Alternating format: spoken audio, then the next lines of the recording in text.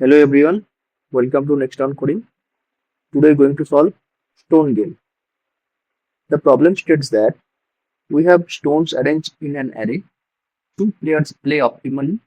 On every turn, one player picks from left or right. Everyone wants to maximize their own score. We need to decide who wins the game. So first of all, let's understand the problem.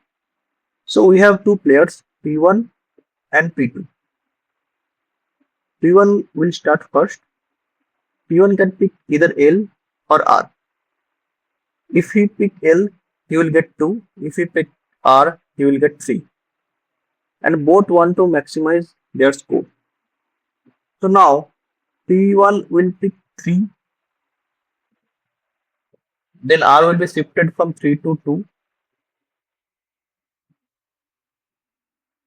Now for P2, have two choices. In the 0th index 2 and in the 2th index 6. As P2 wants to maximize his score, he will definitely take R means 6, and again R will be coming to 2 to 1.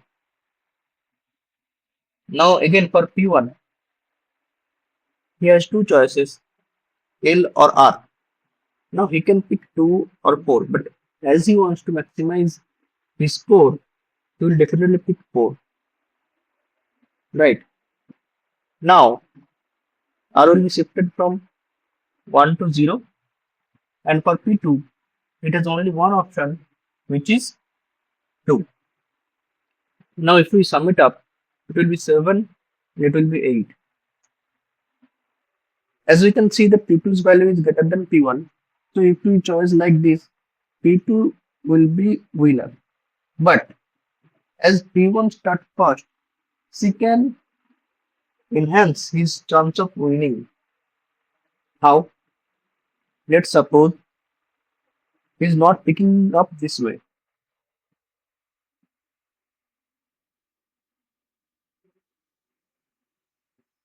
First of all, he has L and R at 0 and 3.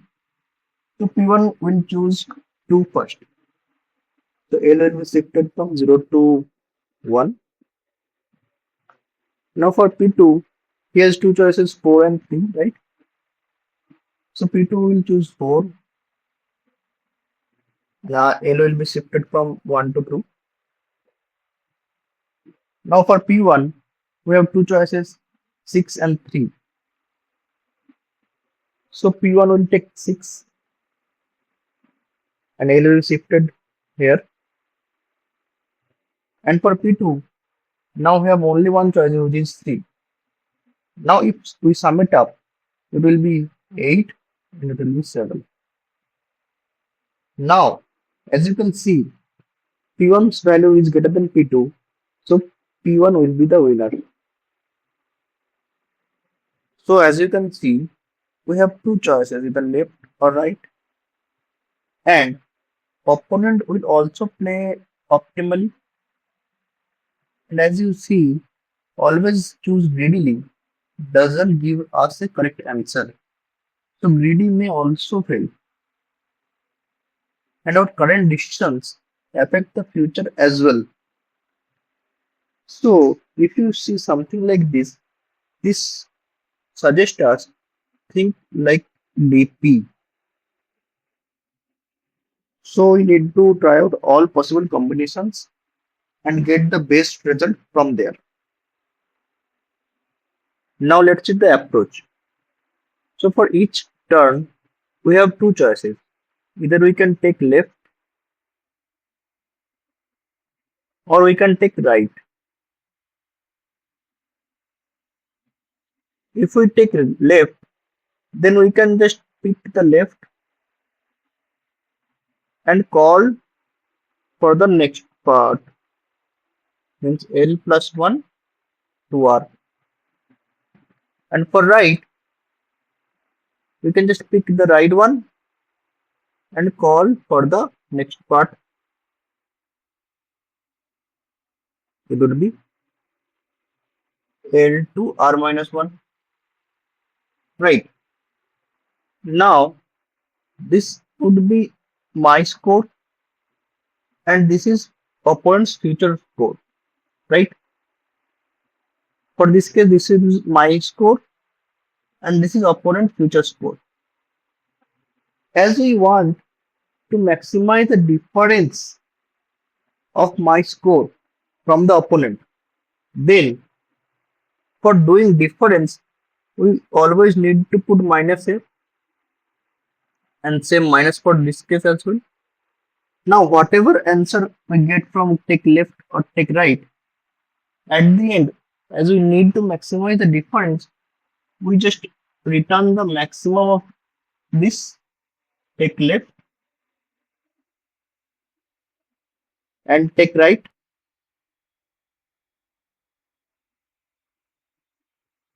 So our DP of L comma R,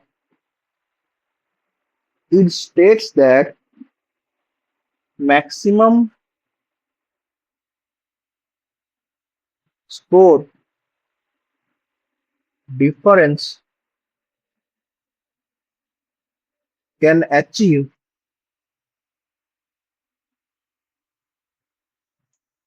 from range L to R. As we are maximizing the score difference, we are not maximizing the score, we are maximizing the score difference. That's why we need to put a minus over here, because this is my score, this will be the opponent future score, and this is my score. Now if you want to maximize our score, then we definitely put minus over here. So my gain will be my score minus opponent future score. That's why we need to put a minus over here. At the end, whatever the take left and take right, we need to return the maximum over here, because we need to maximize it, right?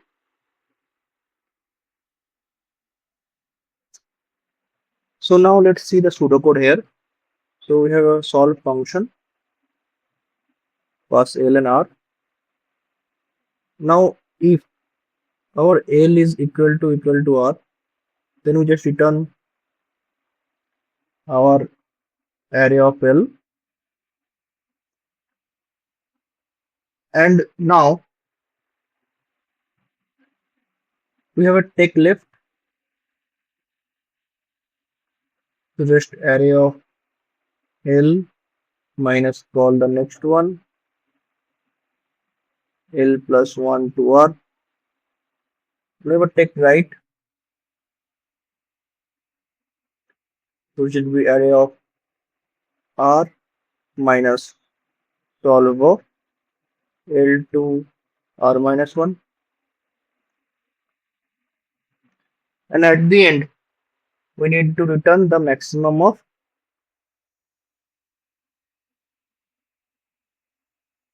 left take and right take.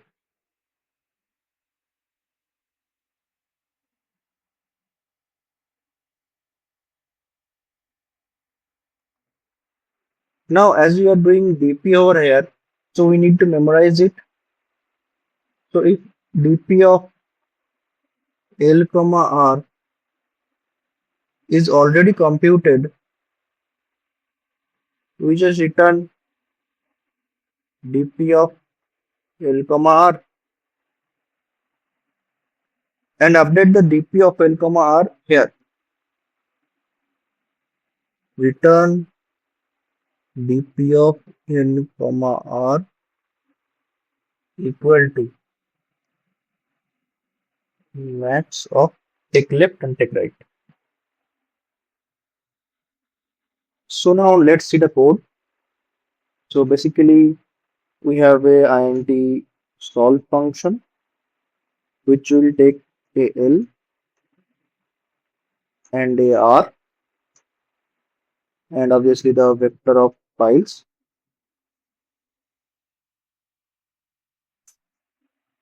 Now, if our L equal to R,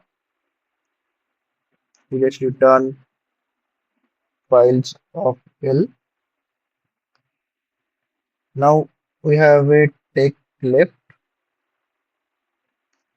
which is files of L minus solver L plus 1 comma R,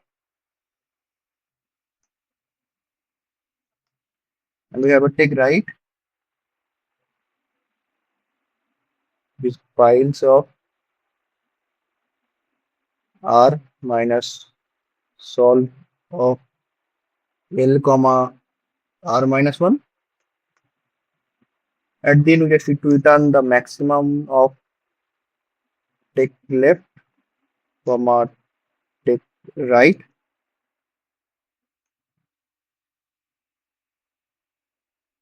and we just call the function over here.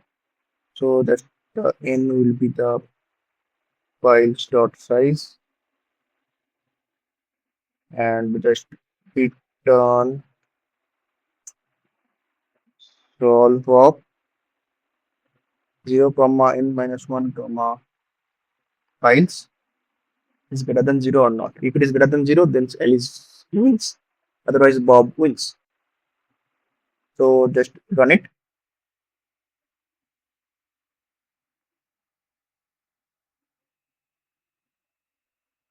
So we need to pass the files over here as well. So now just run it. As you can see, it is running fine. Now if I try to submit it, it will show me time limit exceeded.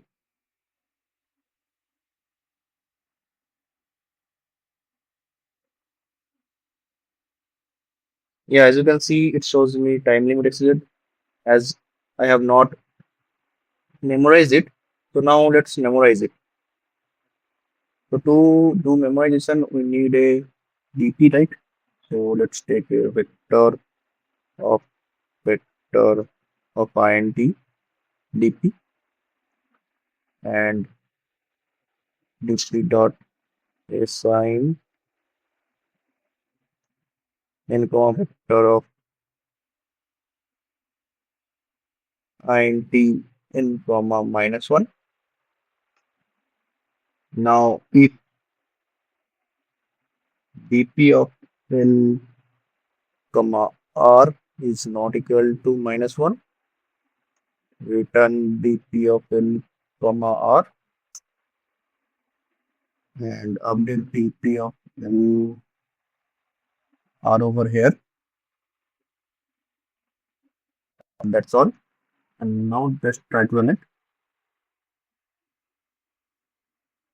As you can see, running fine. Try to submit it.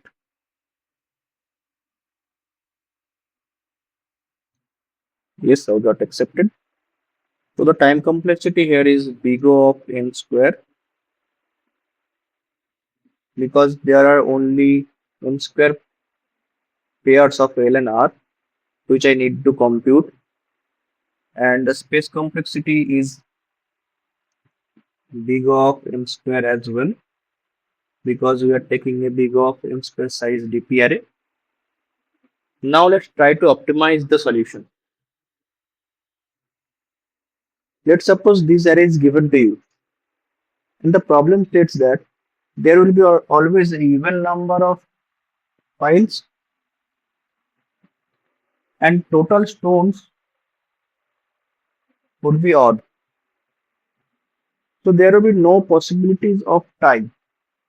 So tie is not possible. Now we have two players, player 1 and player 2. Now player 1 decides he will always pick the even. So as player 1 starts first, he will pick the even, so he will pick the 0th index, right? Now P2 needs to choose from the odd, right? Because here is 1, here is 7. So So P2 definitely need to choose from the odd. So just suppose P2 takes from here. Now come for P1. As P1 decides he will take even only, so he will definitely pick from 1 and 6. Even is 6, he will pick 6 here. Same for P2. He has no choice, he needs to pick the odd one, right? So for this case, we choose this one, right? Then again for P1, he will pick this one, the even one. For P2, again he picks this one, and P1 we choose only the even. So if he will pick this, and P2 needs to pick this. So as P1 can choose, he would pick even indexes or odd indexes, right? So sum of even would be not equal to sum of odd. As I told you, there would be no possibility of time, right? So now P1 can decide he will start with even one or the odd one, whatever. If the sum of even is greater than sum of odd, P1 will choose to pick from the even, right? If sum of even is lesser than sum of odd, then P1 would choose to pick from the odd indexes only, right? So there will be always a possibility of winning the P1. So whatever test case is given to you, there will be always a possibility to win P1. So we can just return true always. If we just return true always, we can also get our answer correct. So as I told you, we can always return true.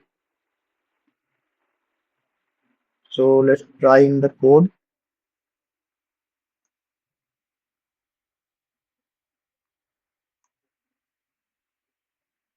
And the, so try to run it.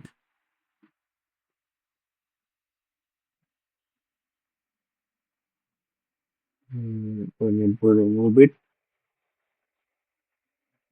Now try to run it.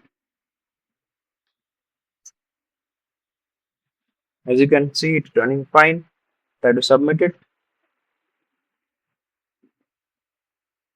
Bingo.